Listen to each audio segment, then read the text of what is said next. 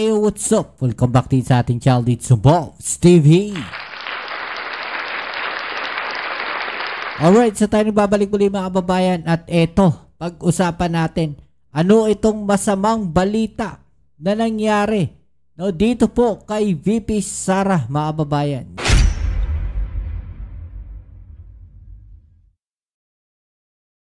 Yan po ang ating alamin at pag-uusapan. Pero syempre bago ang lahat, please don't forget to subscribe, like, share at comment dyan sa comment section.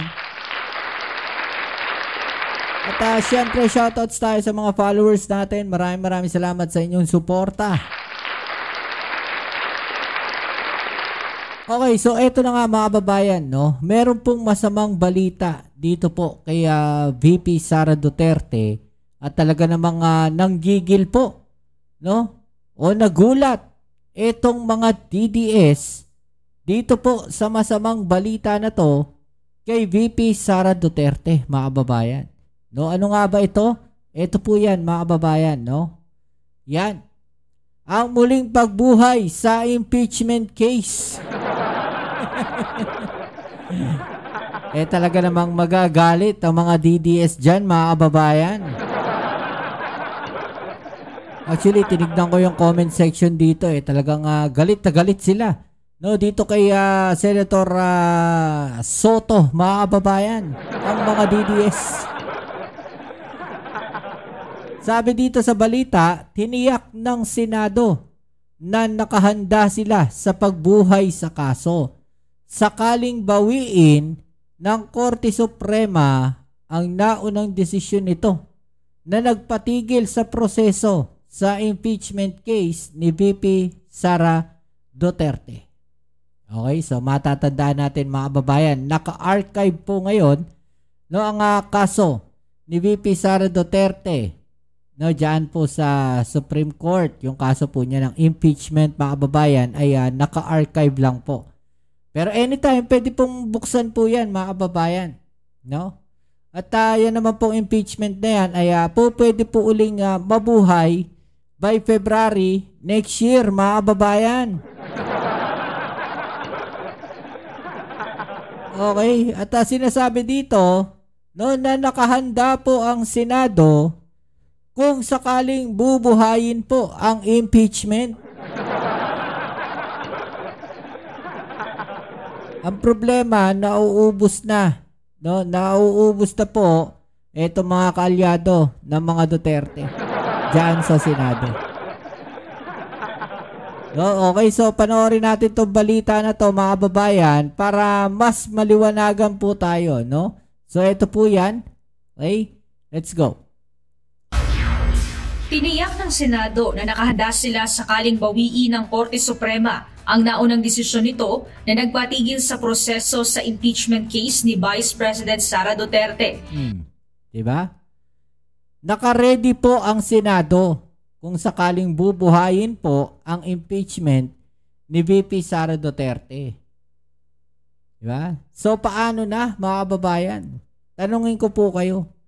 Kayo po ba ay sang-ayon na mabuhay ang impeachment case o buhayin uli ang impeachment case ni VP Sara Duterte? Okay? Ilang buwan na lang naman mga kababayan, February na. Pero hati na ang opinyon ng Kongreso pagdating po dyan sa impeachment case. At sa tingin ko, kaya nga po itong si Barsaga, isa rin sa maingay ngayon sa Kongreso, no?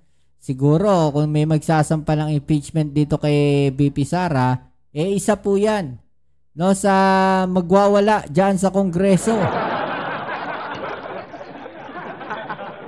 Diba? Nakahanap na sila ng tuta.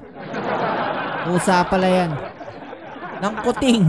Nakahanap sila ng kuting sa Kongreso, mga babae. Matatanda ang ibinahinto ang impeachment proceedings alinsun sa unanimous decision o nagkakaisang pasya ng Supreme Court na nagpapawalang bisa sa articles of impeachment. At saka nagkaroon ng majority voting, mga babayan. No? Talagang ginapang na mga kaalyado nila. Diyan sa Senado, isa na nga po sa tinuturo nilang promotor, no, ay etong si Chis Escudero. Promotor. No, para mapigil yung impeachment na yan, no? Si Fort Pitt. Sabi ng mga kababayan natin. Kanyang dami ng bansag eh. Si Fort Pitt na yan, mga kababayan. Si Senator Fort Pitt. Tuloy natin. Bunsod nito, inilagay muna ng Senado sa archive ang mga articles of impeachment habang hinihintay ang magiging pinal na desisyon ng Korte Suprema. Okay. Kamakailan naghain ng petisyon sa Supreme Court ang ilang individual na tumututol sa nasabing desisyon. Yan, diba? May mga kababayan tayo na ayaw doon sa nangyari na yon. No, yung pagkaka-archive ng impeachment ni VP Sara. Kaya nga nag-petisyon sila sa Supreme Court. No? What if, mga babayan, biglang balik na rin ng Korte Suprema, ito pong kanilang desisyon. At mapagdesisyonan nila na ituloy na ang impeachment ni VP Sara Duterte. What if kagayon ang mangyari, mga kababayan? No? Ano kayang gagawin na itong mga DDS na to? No? Kaya naman ayon kay Senate President Vicente Tito Soto III, sakali mang baguhin ng hukuman ng desisyon, ay handa sila na muling buksan ito. Personally, yes, the answer is in the affirmative. Yes. Actually, napanood ko tong interview na to, no? At ang tanong kasi sa kanya dito, mga kababayan, sa mga hindi po nakakaalam, no? Ang tanong sa kanya dito is anong gagawin ng Senado kung handa ba sila kung sakaling buksan o baliktarin ng Korte Suprema yung kanilang desisyon, no? Diyan po sa impeachment ni VP Sara, no? Yun na pagkaka-archive ng impeachment ni VP Sara Duterte. At ito yung sagot ni Tito Sen. I will be prepared, yes. If the Supreme Court says they are reversing their decision, then we will move to reclaim the articles of impeachment in the archives. Samantala, okay, so tignan nyo, mga kababayan, hindi ko pinutol sadya yung video. No, yung kasi yung explanation ni Tito Sen doon po sa pagkaka-archive at saka dito po sa senaryo na posibleng mangyari sa impeachment ni VP Sara Duterte. Naintindihan nyo yung sinabi dito na kung sakaling baliktarin, no, ng Supreme Court yung kanilang decision dyan sa impeachment ni Sara, no, handa ang Senado. Ibig sabihin, prepare sila. No? Prepare sila na ituloy yung impeachment ni VP Sara Duterte. Pero tignan ninyo yung sagot, no, yung comment na itong mga DDS. Kaya kaya hindi ko muna binuksan to kanina, mga kababayan. At ngayon ito papakita ko sa inyo, ha? Para mas maliwanagan kayo at makita ninyo, no, kung gaano kalabnaw talaga mag-isip o mag-intindi etong mga DDS na to. Sorry, ano sabi dito, mga kababayan? Bakit interesado sila sa impeachment samantalang pinatigil na yan ng Supreme Court? Okay, bakit daw interesado sila? No, doon daw sa impeachment. Pinatigil na yan ng Supreme Court, sabi dito. Okay? Ano ba sabi ni Tito Sen? Kung sakaling bumaliktad ang desisyon ng Supreme Court, mga kababayan, ay handa sila na ituloy ang impeachment. Hindi naman sinabi ni Tito Sen na sila ang magpupush na ituloy ang impeachment. Tanin nyo kung gaano kalayo yung mga komento nila doon po sa totoong nangyari o sa totoong sagot o komento ni Tito Sen, mga kababayan. Ito matindi rito Ituon nyo sa trillion kaso ng infrastructure sa mga flood control dahil po dyan ang maraming nakawan. Okay? Ano ba ginawa ng ni Senator Ping Lacson? 'Di ba? Ano ginawa ng ating pangulo?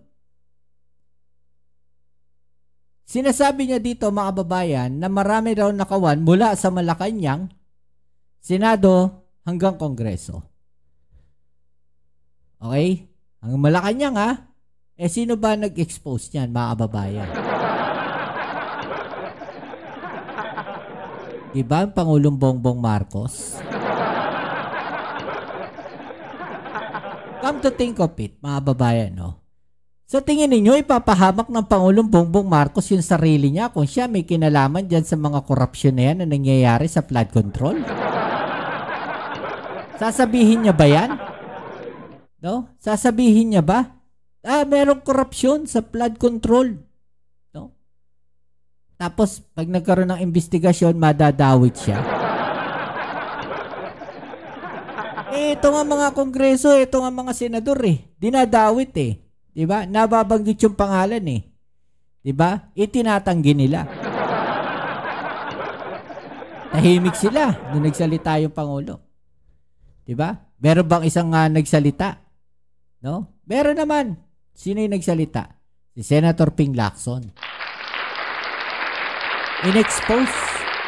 No? Yung talagang malawakang katiwalian. May mga presentation pa nga siya Diba?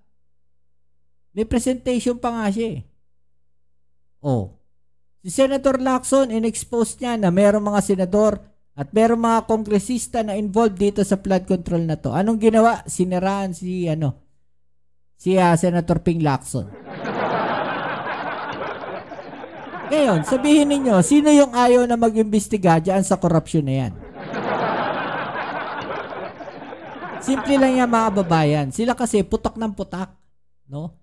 Daldal sila ng daldal. No, hindi ko na po sinasabing etong nag-comment Marami po, no, yung mga putak ng putak, marami yung daldal ng daldal na mga DDS diyan, no?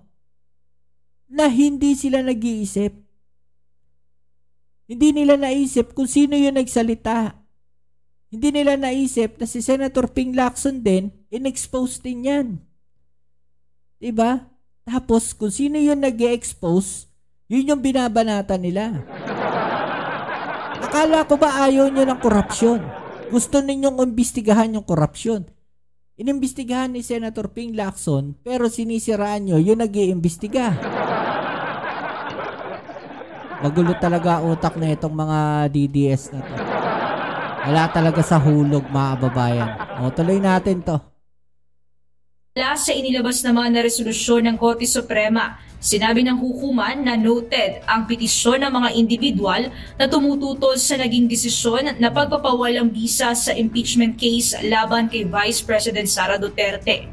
Kaugnay nito, hiniling din ng mga petitioner na magdaos ng oral arguments o pagdinig ang Supreme Court sa kaso. Mia Alonso. Okay. So yan po mga kababayan. No, ang naging desisyon ng Korte Suprema. 'Di ba? Marami talaga nag-aantay no na ituloy ang impeachment na 'yan para malaman ng taong bayan ano ba talaga ang nangyari.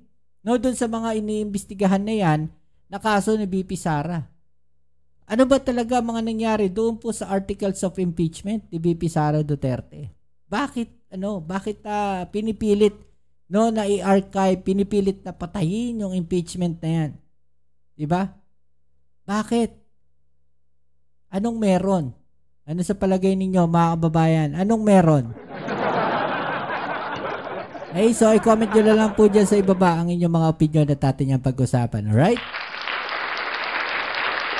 So yan muli, kita tayo sa ating next video upload. Dito muli ang inyong Kuya Mobs sa Mobs TV. Peace. I'm out.